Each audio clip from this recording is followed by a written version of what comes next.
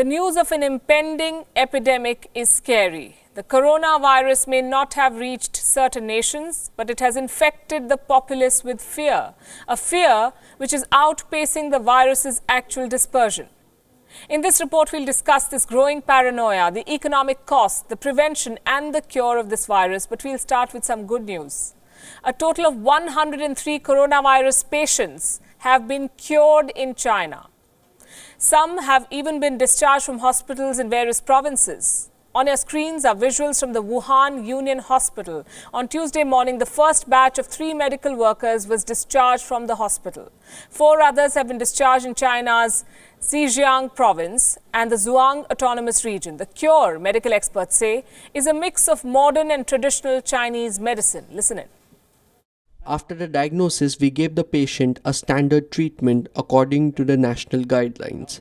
We also treated the patient with our traditional Chinese medicine. The test report on January 25th was negative. After discussion with the panel of experts, we concluded that the patient has met the criteria for release from hospital isolation. But that does not mean all is well. The death toll has risen to 132 in China alone. The number of confirmed infections has surged to nearly 6,000. As of now, the virus has spread to more than 19 countries. The figures on your screens speak for themselves. The United Arab Emirates has confirmed its first case. So have Sri Lanka, Germany and Cambodia. Some of these patients are people who have never visited China. But what about those stranded in China? Some 60 million people are under travel restrictions in China's Hubei province. The capital of this province is the city of Wuhan, at the epicenter of this virus. It now resembles a ghost town. Countries like the US, the UK and Japan are rushing chartered flights to Wuhan to evacuate their citizens. What about India, you may ask? Last we checked, the Civil Aviation Ministry had approved an Air India flight to Wuhan. China too has given the nod. Some 300 people, mostly Indian students, are expected to be taken out of the city. On evacuation, these individuals will be kept in quarantine for 14 days. But is quarantine enough to contain the virus? A large Chinese presence is expected during the 2020 Auto Expo in India. It begins on the 5th of February. Hundreds of Chinese executives will be visiting India. There could be some unsuspecting vectors, who knows? The venue is Greater Noida, that's 60 kilometers from the national capital, New Delhi. The biggest concern is this expo will be open to general public. Precautionary measures are being taken, we are told. Speaking of measures, Starbucks has temporarily closed half of its outlets in China, and that's a big number. The coffee shop chain currently has 4,300 outlets in the country, so more than 2,000 shut down. The Chinese market is the largest market for Starbucks outside the US. Now, more than 2,000 of these outlets, as I said, have been shut. Many other companies have been hit by the outbreak. Apple has shut 1 store in China. Working hours have been reduced at several others. And third-party stores that sell Apple products are also facing some closures. Remember, the company had forecast stronger profits in the second quarter. But the coronavirus could upset the optimistic forecast since Apple has most of its hardware built in China. What about the layperson? What precautions are being taken by the people? There's been a run for surgical masks ever since the outbreak began. Now, pharmacies in the US, the UAE, Japan and India are running out of face masks, and we are talking about a specific kind, the N95 masks.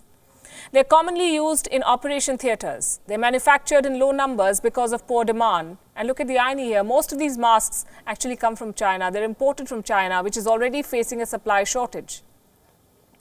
Meanwhile, scientists in Australia claim to have successfully developed a lab-grown version of the coronavirus, the first to be created outside China. The virus sample will be used to generate an antibody test.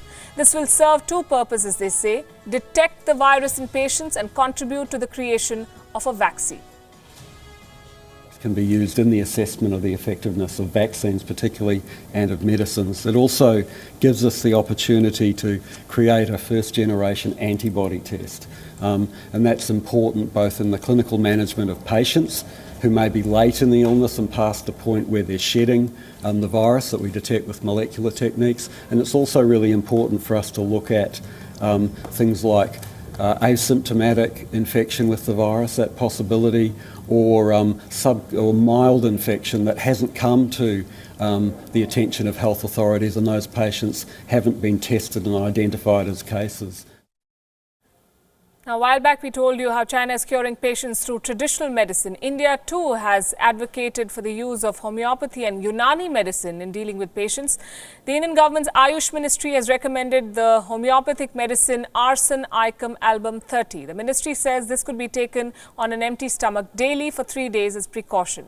We suggest you cross-check with the doctor before taking any advice or medicine. Some Ayurvedic medicines and Unani decoctions have also been recommended. You can look them up at the Ayush Ministry website.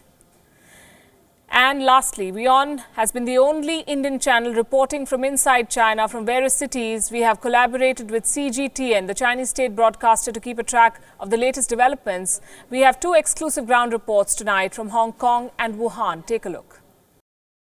What we learned so far is the scale of infection is much larger, given the fact that Chinese people would like to compare this new type of coronavirus with SARS coronavirus, severe acute respiratory syndrome, which outbreak 17 years ago.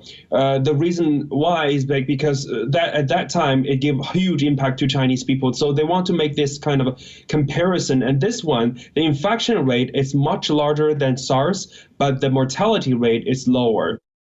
Well, in Hong Kong so far, I think the number is about 10 at the moment, but really it's very hard to track because these numbers grow overnight so quickly, especially in mainland China. But the paranoia surrounding the virus here in Hong Kong is quite real. People are very afraid of what might happen if the virus spreads. People are wearing face masks. You really won't find a store with face masks still available here. This morning, people were lining up around the block at certain pharmacies trying to get their hands on one. Of course, the other kind of recommendations have been to wash your hands and stay at home.